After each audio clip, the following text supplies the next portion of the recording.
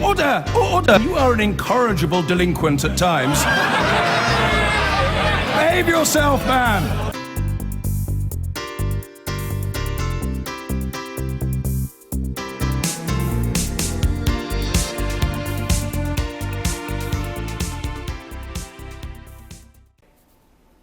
Now, in June 2014, the Islamist group, which calls itself Islamic State in Iraq and the Levant, captured Iraq's second city, Mosul.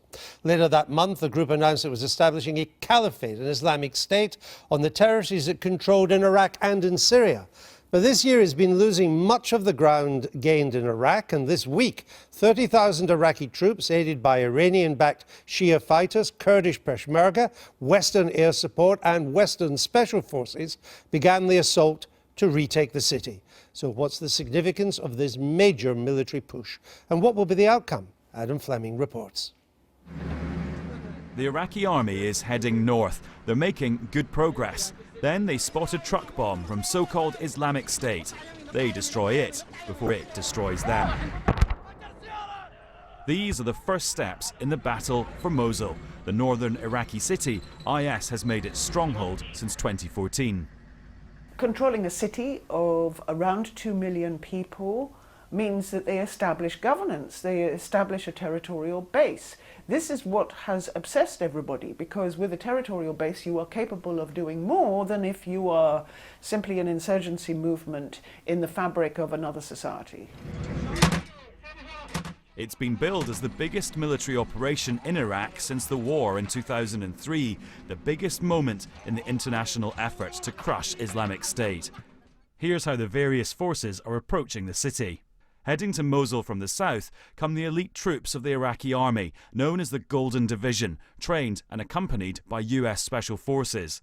From the north, a force made up of Kurds, known as the Peshmerga, translation, one who faces death. Also from the south, a militia made up of Shia fighters who've been accused of human rights abuses. British planes have bombed outlying villages, reportedly guided in by British personnel on the ground.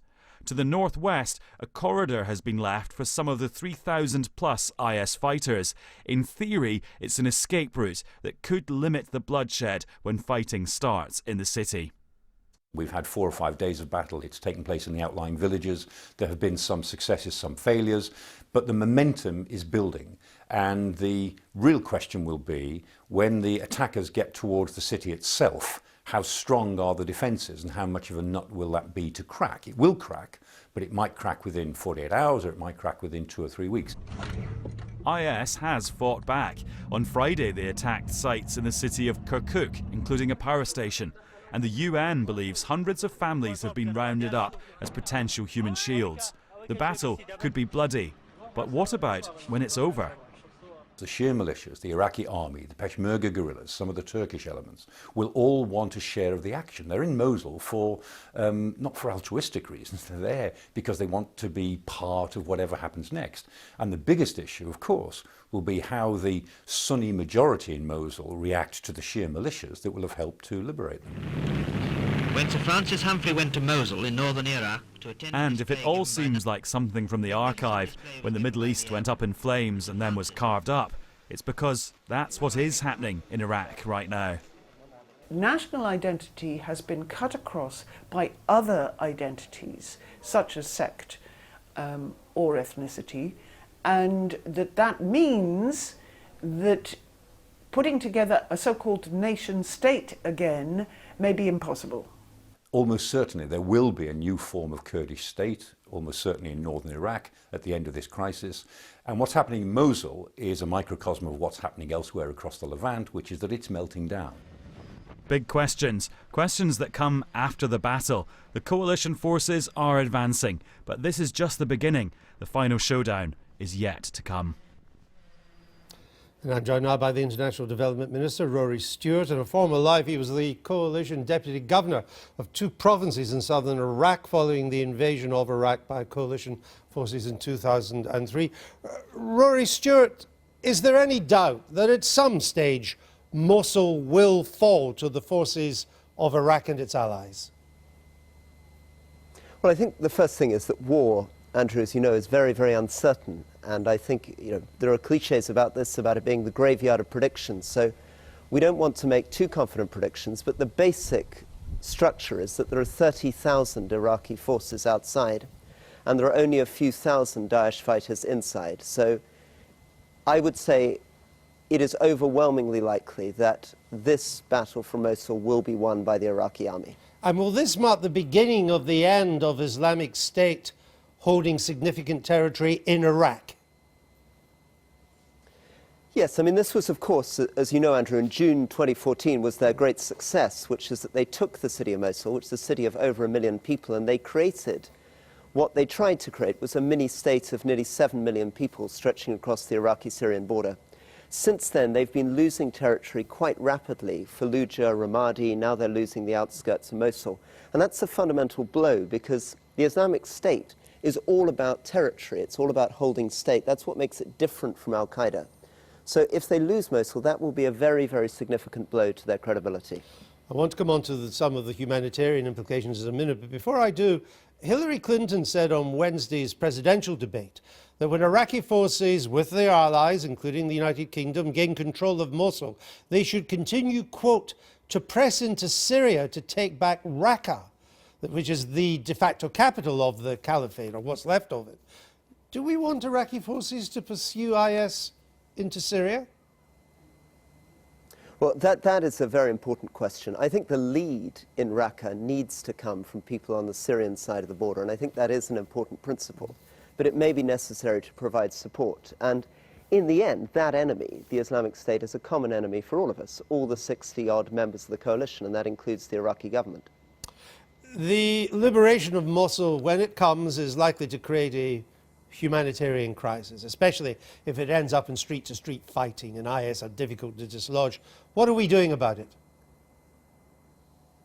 Well, the first thing is that we're doing very detailed scenario planning. So as you can imagine, Andrew, it's very uncertain what the scenarios will be, but a lot of the investment has gone into creating a network of camps. These are refugee camps with tents and medical supplies and food around the edge of Mosul. A lot of the concentration of it is just north of Mosul and Dohuk, and that's where the UN, the humanitarian agencies, and a lot of different money, British money, £40 million has gone recently into supporting that, particularly in terms of medical support to people.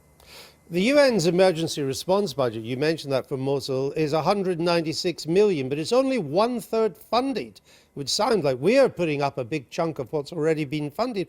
Why is that? I mean, the international community cannot claim that it hasn't seen this assault coming and the humanitarian fallout there may be from it. Well, you're absolutely right. We have seen it coming, and we've been planning since February. Britain's put in about £167 million into this.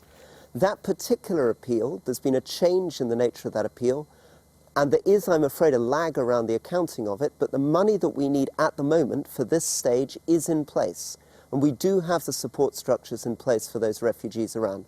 But you're right, the UN is continuing with its appeal and it's asking for more money at the moment. So when The Economist magazine wrote this week, preparations for a big exodus, meaning of people fleeing the city as the fighting goes on, have been made, they've been made, but confidence in them is not high. Is that an unfair conclusion? Well, if you can imagine the different scenarios, so it could be a few thousand people, could be a few 100,000 people coming out of a city through a front line when a war is going on, that is always very difficult because you have to screen those people, you have to disarm those people, you have to keep families together, you have to transport them, and you have to bring them into the refugee camps. But the people working on this have been working on it for a long time. We've mapped the different routes. We have good camp infrastructure in place, and we have very experienced humanitarians who've worked in South Sudan, who've worked on the Kenyan-Somali border, who are putting those structures in place. It's never easy, but I believe that we've done all we possibly can in the preparation for this. Can I ask you what our role, the British role, will be in what may be probably an even bigger issue, which will be assuming that Mosul is liberated and retaken, that the humanitarian crisis is in some way dealt with. What role will we play in the rebuilding of Mosul itself? Because that's going to be crucial to the future of Iraq. It's the second biggest city. It will need to be rebuilt, and I don't just mean in terms of bricks and mortar. It will need to be rebuilt as a community, as a Sunni community that hasn't been harassed by the Shia. Well, you're absolutely right. One of the core drivers of this conflict, going back to 2011, 12, 2014, is that the Sunni community felt excluded. They didn't feel that they had the trust and support from the Baghdad government. So a lasting solution for Iraq, stopping some son of Daesh, some son of the Islamic State coming back, involves making sure that that Sunni community feels they have a stake in their future. That's water supply, sewerage. That's also making sure, as you say, that the governing structures are in place. So the UK's response to that is twofold. Firstly, we have to get the humanitarian stage right. That's the short term. That's people who may be malnourished, who are coming out of the front line, who are coming out of a war zone. And the second thing is working with the Iraqi government to make sure that as we rebuild Mosul, we rebuild it in a way that that population feels a connection to the Iraqi state. Islamic State is losing territory everywhere in the Levant. It's almost finished in Iraq, we think. We shall see. It's down to one district of Sirte in Libya as well, just one small part of the town. But I suppose the risk is that if life is becoming more difficult across the Maghreb and into the Levant, it could start to look more at Europe and the United Kingdom and our allies in Europe as a place to continue its terrorist attacks. That must be a real danger. You're absolutely right, and this is a group that has proved over the last 5 years very unpredictable. It changes very quickly. Often it does unexpected things. For example, when in 2009 its predecessor had been largely wiped out in Iraq, it attacked into Syria. When it was under pressure in Syria, it came back into Iraq. In the past, it didn't hold territory. Now it holds territory. So you're absolutely right. There is a serious risk that as it gets squeezed in the Middle East, it is going to try to pop up somewhere else, and that could include attacks in Europe and the United States, and they've made it clear that that's something that they are focused on. So we also have, along with all the stuff we're doing in the region, a big focus on counterterrorism, security, and making sure that we keep the United Kingdom and Europe safe. And one final question to you, Rory Stewart. Is there a risk that events in Mosul and its aftermath, whatever it may be, that they will add to Europe's migration crisis?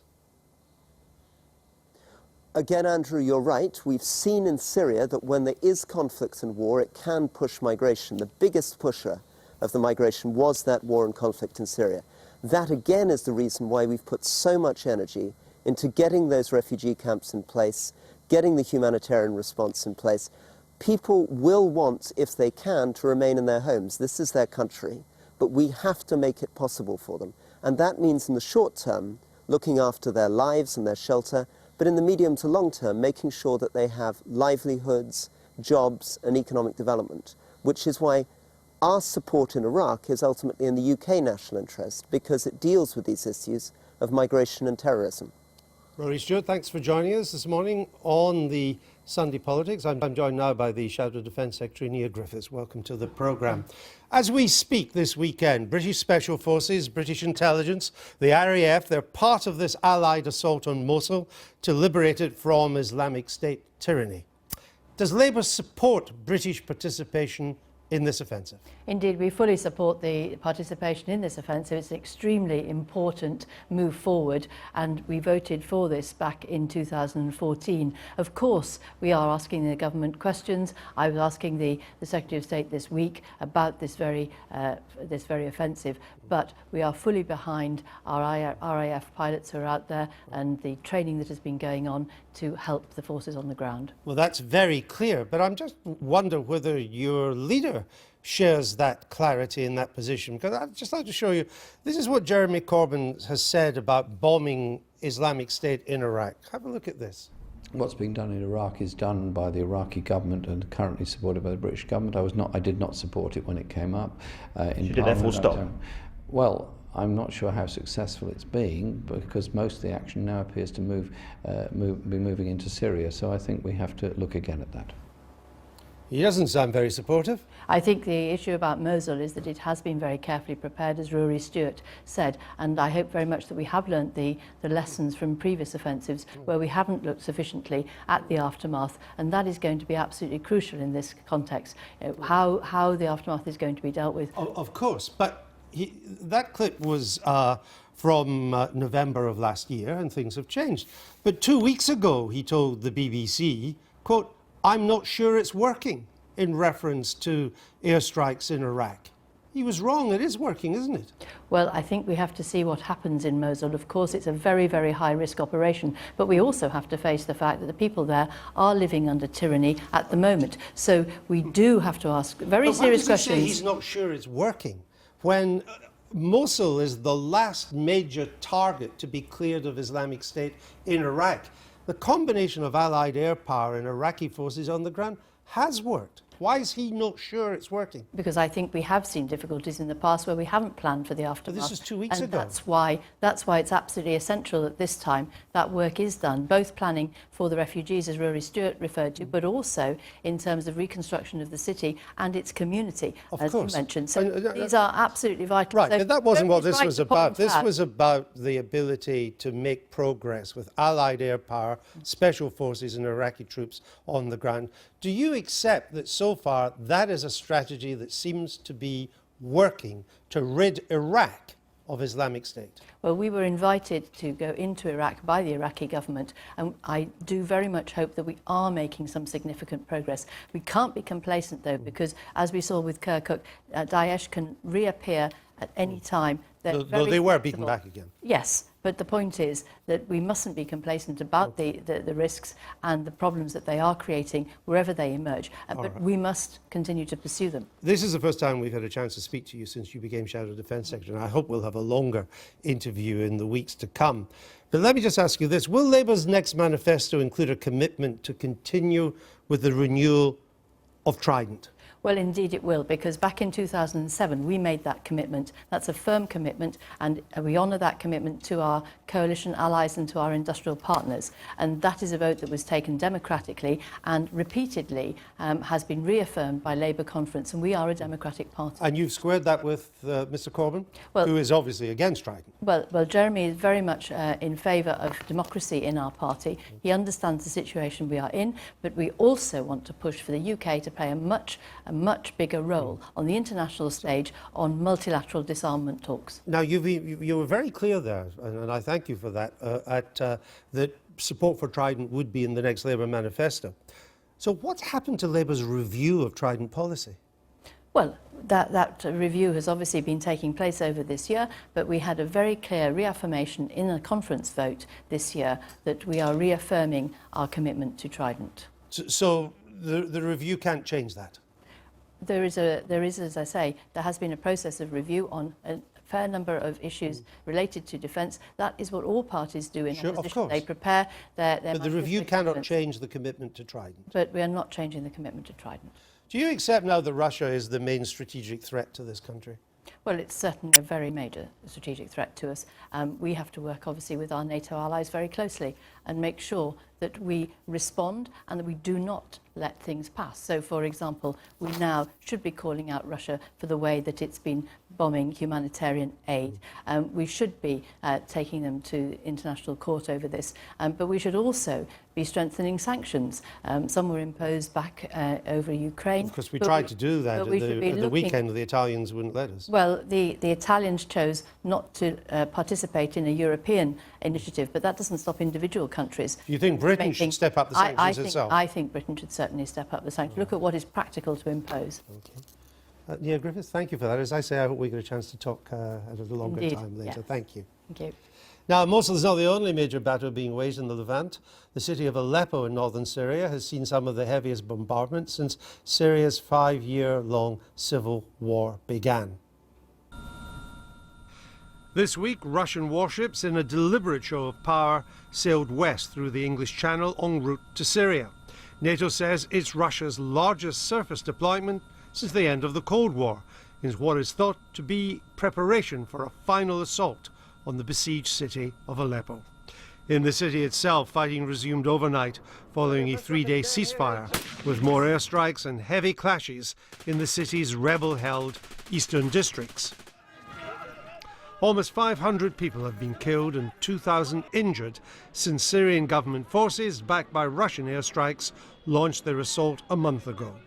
This week, Theresa May condemned Vladimir Putin's involvement in Syria, accusing Moscow of being behind sickening atrocities in support of President Assad's regime. But European leaders are divided on how to respond, and with the United States preoccupied with domestic politics, President Putin senses that this is his moment to bring this part of the Syrian war to a conclusion on his terms. I'm joined now by the BBC's former diplomatic and Moscow correspondent, Bridget Kendall. She's now Master of Peterhouse, Cambridge.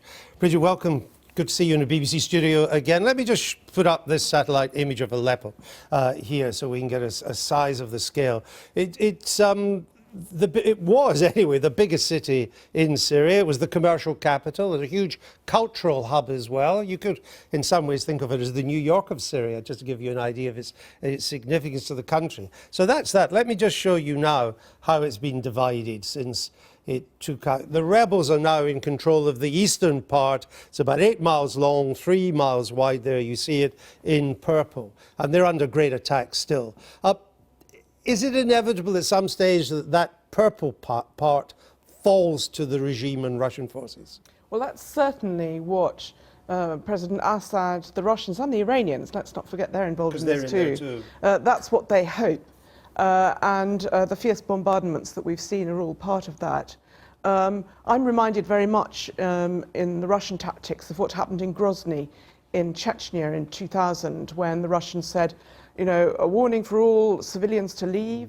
And then they went ahead and they basically razed it to the ground, and they got rid of the terrorists as they saw them. In this case here, they keep talking about al-Nusra as being one of the rebel groups. Which is a kind of Al-Qaeda They talk about that all the time, as it being an Al-Qaeda offshoot. And the purpose of going for this is in order to get rid of them, you get the civilians out, and then you take it. But of course, this isn't like Chechnya. This is a much more complex chessboard.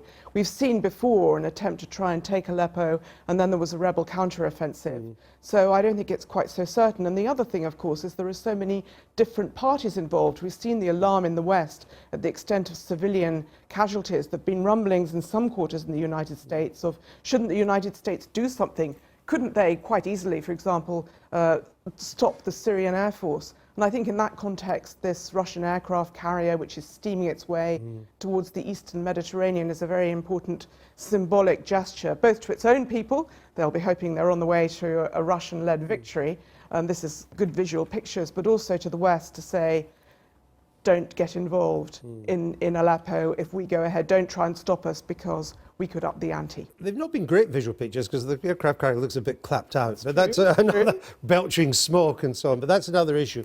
If the rebel-controlled area does fall, what will be, which will be seen as a great victory for President Assad and for his Russian ally, what is the aim of Russia here? What would Russia then do if Aleppo falls? Well, this is all part of the plan which President Putin set out in his UN speech in September 2015, just before Russia went into Syria, which is the aim is to put President Assad firmly back in charge. President Putin's spokesman in Moscow said this weekend, either it's Assad in Damascus or it's al-Nusra. There's nothing in between. They want to eliminate the argument for a moderate opposition. They want to make clear that the only way to have a stable Syria is to have Assad back in charge. Unless you take the second city, Aleppo, you can't do that. You haven't anyway, even to argue for a rump statelet, leaving aside what's happening in eastern Syria with IS. And of course, what President Putin is interested in there is having his man back in Damascus. They've already said they want to have an enlarged military presence at their bases. And they've got a big naval base on the coast. And it's a foothold in the Middle East, and it's a chance to push for this at a time when he sees the West as being distracted and even divided. Europe and by America and elections. The and timing, I everything think, is critical. is significant. You move here just before the American election. The Americans are worrying about that. The Europeans are distracted by things like Brexit. This is the time when he can push to his maximum advantage before there's a new US president, and maybe there'll be some new policy, some new talks. And in the end, if he does, if they do take that part of Aleppo, if they do, which is an if, I understand, and but that part of northern Syria, does Mr. Putin want us to recognize, to admit that that is now his sphere of influence? I think it's the rhetoric from the Russians is always they want the rest to recognize that they are an equal, powerful partner. It's not just the US that runs the writ in the Middle East. Russia is as important as it is, and it's engaging with Saudi Arabia, it's mended fences with Turkey, and Syria is the place from which it can launch its message that it is a big player in the Middle East. And this is part of a much bigger question for Russia, which is that it wants the West to understand that this isn't a country which was dismembered after the end of the Soviet Union and is now weak. It's back, it's strong. It matters. And that's an important message for his own people. But let's just look at the economy, just finally, Bridget, here, just to look at it, because it's in recession. GDP has been falling, partly because of the price of oil, and it's highly dependent on hydrocarbons. It's expected to fall again. The real incomes of its people are falling as well. I'd say people don't realize how small the Russian economy is. It's about the size of Italy in terms of GDP. It's much smaller than the British economy. It's bigger than it was 15 or 20 years ago. Yeah, well, so is Britain. That's true. Does he have these ships steaming and all this?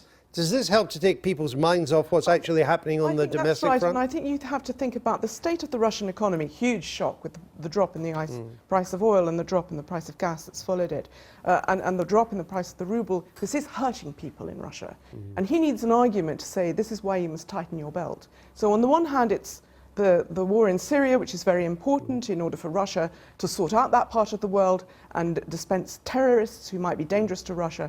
But it's also saying, look, we have this hostile West. You need to tighten your belts. This is the reason why the economy is not going well. He's got presidential elections coming up. They're supposed to be 2018.